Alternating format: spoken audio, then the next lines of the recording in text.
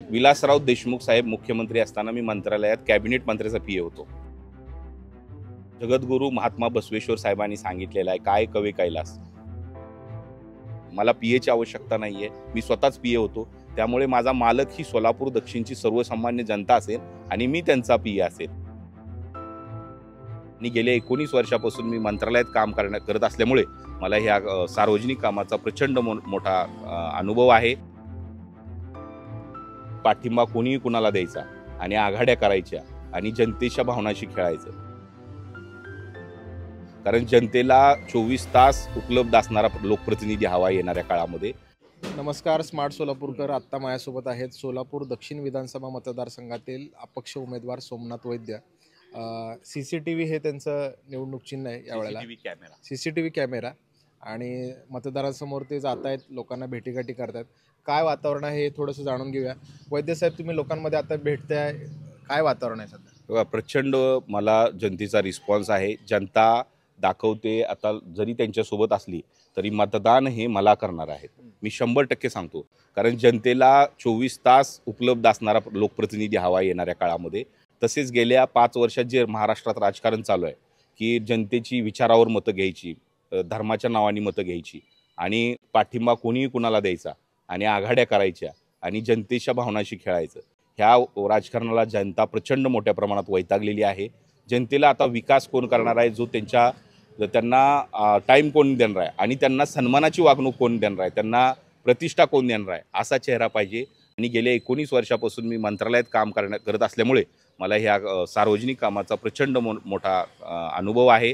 आणि सोलापूर जी दक्षिणची जनता आहे ती अत्यंत प्रामाणिक, कष्टकरी आणि हुशार आहे. ती वृत्तपत्रातून वाचून त्यांचं एक स्वतःचं ते मत बनवेल. आणि 100% माझ्या शेवटचं जरी चिन्ह असलं माझं बॅलेटमध्ये, साधारण मशीन क्रमांक 2मध्ये माझं 25 नंबरचं चिन्ह आहे, शेवटचं चिन्ह CCTV कॅमेरा. हे जरी शेवटचं असेल परंतु जनता मला पहिल्या क्रमांकाची मतं देईल आणि 1 नंबरला मला आणून ठेवेल, हा विश्वास आहे. वैद्य साहेब, थोडंसं तुमची पार्श्वभूमी आम्हाला जाणून घ्यायला आवडेल. कशा पद्धतीने तुम्ही कुठं शिक्षण झालं किंवा काय? मी KC लॉ कॉलेज चर्चगेटमध्ये मी लॉ ग्रॅज्युएट झालेलो आहे. त्यापूर्वी मी दयानंद महाविद्यालय सोलापूरमध्ये BA इंग्लिश ऑनर्समध्ये ग्रॅज्युएशन केलेलं आहे. मी दयानंद हॉस्टेलला 5 वर्ष राहत होतो. तसेच या भागात मी इथल्या सोलापूरच्या पालकमंत्र्याचा 10 वर्ष म्हणून काम केलेलं आहे. मी द्वारकाधीश मंदिराजवळ माझे स्वतःचं घर आहे. तसेच उत्तर सोलापूर भागात माझी 15 एकर जमीन आहे. महाराष्ट्राचे मुख्यमंत्री यांनी मला ग्रामविकास आणि कृषी क्षेत्रात उल्लेखनीय काम केल्याबद्दल मला सकाळ सन्मान देऊन पुरस्कार दिलेला आहे. तसेच अनेक पुरस्कार मला सामाजिक कामासाठी मिळालेले आहेत.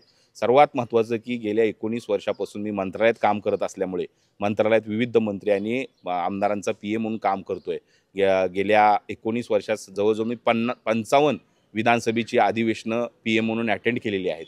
त्यामुळे एखाद्या मतदारसंघात लोकांच्या काय समस्या असतात आणि त्या कशा सोडवल्या गेल्या पाहिजेत आणि मतदारांना म्हणजे सर्वसामान्य लोकांना ते रिपोर्टिंग कसं झालं पाहिजे याचं संपूर्ण ज्ञान मला अवगत आहे. मला पीएची आवश्यकता नाही आहे, मी स्वतःच पीए होतो. त्यामुळे माझा मालक ही सोलापूर दक्षिणची सर्वसामान्य जनता असेल आणि मी त्यांचा पीए असेल.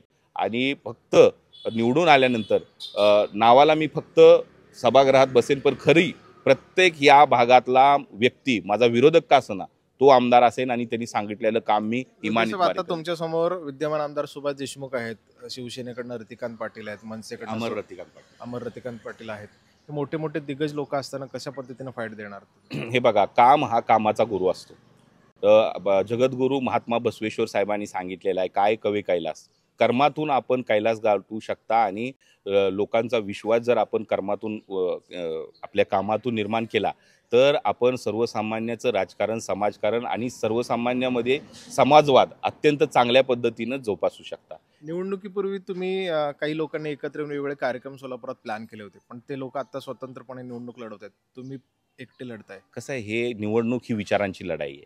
आम्ही एकत्र होतो, आम्ही मैत्री आहे, मित्र आहोत. गेले 19-20 वर्षापासून मित्र आहे. मी पालकमंत्र्यांचा पीए असल्यामुळे मला या भागातील सगळे राजकारणी ओळखतात. त्या काळात मी तत्कालीन पालकमंत्र्याचा पीए होतो आणि त्यामुळे इथे सगळे जे 20 वर्षापासून राजकारण करतात ते मला सगळे ओळखतात.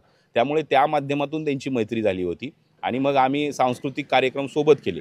परंतु त्यांची विचार वेगळे होते. त्यांनी मला ऑफर केली होती की आमच्याकडून हे करा ते करा, परंतु मला माझ्या जे काही इथं नातेवाईक आहेत त्यांनी सांगितलं की तुम्ही भाजपकडून निवडणूक लढा, आणि त्या निमित्ताने मला 8 नगरसेवकांनी पाठिंबाही दिला होता, परंतु पक्षाने ते मला तिकीट दिलं नाही.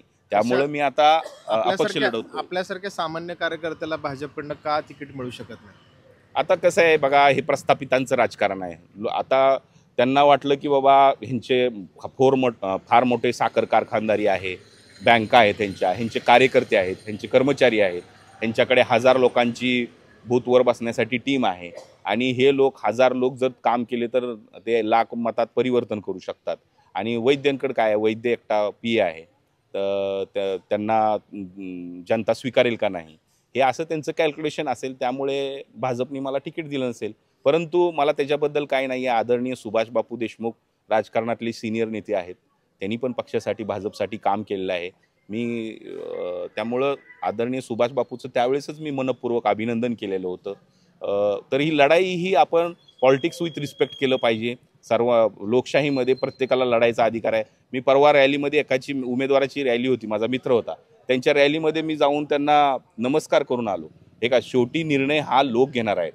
कोणी कितीही केलं, जनतेपुढे केलं तर शेवटचा 48 तास हा प्रचार बंद असणार आहे. मंत्रालयात तुमचं कामाचा राबता आहे, तुम्ही जाणं येणं आहे, त्यामुळे तुम्ही थेट आमदारकीची कसं काय स्वप्न बघू शकता? साहेब, विलासराव देशमुख साहेब मुख्यमंत्री असताना मी मंत्रालयात कॅबिनेट मंत्र्याचा पीए होतो.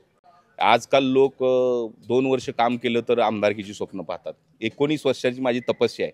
मी लॉ ग्रॅज्युएट आहे आणि लोकांची काम केली आहेत, लाखो लोकांच्या समोर गेलेलो आहे मी, परंतु मी कुणाच्या आमदारांच्या माध्यमातून गेलेलो आहे. मंत्री महोदयांनी मला सांगायचे, सोमेश हे काम करून घे.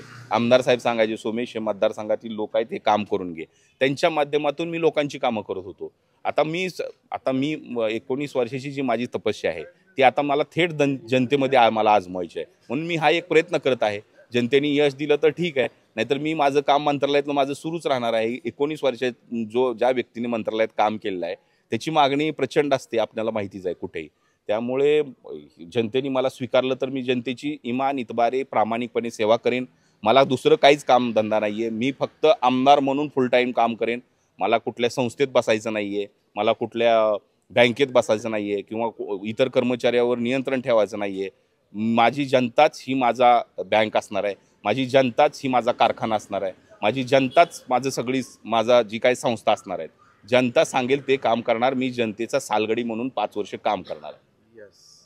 अपक्ष उमेदवार सोमनाथ वैद्य यांनी आपली भूमिका स्पष्ट केलेली आहे. जनतेसाठी मी पूर्ण वेळ देऊ शकतो असं त्यांनी सांगितलेलं आहे. CCTV कॅमेरा हे तुमचं निवडणूक चिन्ह आहे. अपक्ष म्हणून ते निवडणूक लढवत आहेत आणि त्यांना मंत्रालयाच्या कामाचा अनुभव असल्याचं त्यांनी सांगितलेलं आहे. त्यांना निवडणुकीसाठी आपण शुभेच्छा देऊया स्मार्ट सोलापूरकर डिजिटल मीडियाच्या वतीनं. मी जनतेला नम्रपणे आपल्या व्यासपीठावरून आवाहन करतो की CCTV कॅमेरा हे माझं मशीन क्रमांक 2 वरील शेवटचं चिन्ह आहे आणि त्याच्यानंतर नोटाचं चिन्ह आहे.